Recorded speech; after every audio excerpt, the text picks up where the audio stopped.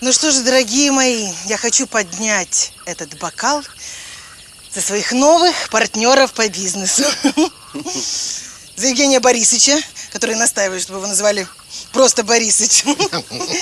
И за обожаемую Валентиночку Петровну. За эту сильную женщину, которая, невзирая на все трудности, нашла в себе силы, чтобы переродиться из, так сказать, гусеницы И.П. Будько в бабочку.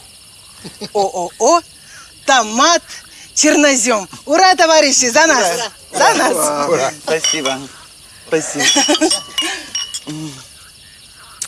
И название у вас то, что надо. А что тогда не патиссон чернозем? Угомонись уже. Ты и так все дело все не испортил. И сидит еще сейчас гавкает.